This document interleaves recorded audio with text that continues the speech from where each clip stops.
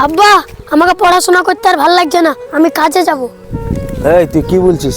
তাহলে তুই আমার স্বপ্ন পূরণ করবি না? আরে রাখো তো তোমার স্বপ্ন। আরে দেখো গা শরীফকে, রাজমিস্ত্রি কাজ করে এসে বাইক কিনলো, সবসময় হিরো হয়ে ঘুরে বেড়াচ্ছে। তাইলে তুই আমার কথা শুনবি না? তোমার কথা শুনে কি হবে? তুমি আমাকে বাইক কিনে দিতে পারবে? সবাই রাজমিস্ত্রি কাজ করে হিরো হয়ে বেরিয়ে বেড়াচ্ছে, আমিও রাজমিস্ত্রি কাজে যাব, হিরো হয়ে বেরিয়ে বেড়াবো। রিয়ান রিয়ান, তোর শরীফ বন্ধু না? রাজমিস্ত্রি কাজ করতে যায়, ভাড়া থেকে পড়ে মাজা ভেঙে গেছে।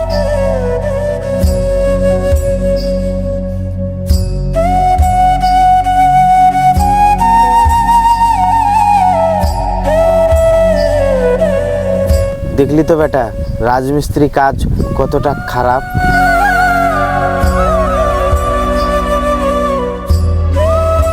দেখ বেটা, রাজমিস্ত্রি কাজ অতটা সহজ নয় যতটা সহজ তুই মনে করিস।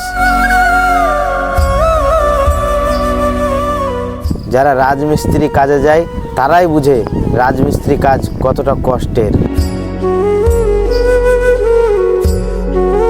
আরে আমি তো এই কারণেই তোকে ভালোভাবে পড়াশোনা করাচ্ছি, যাতে তোকে ওই কাজ কোনোদিন করতে না হয়।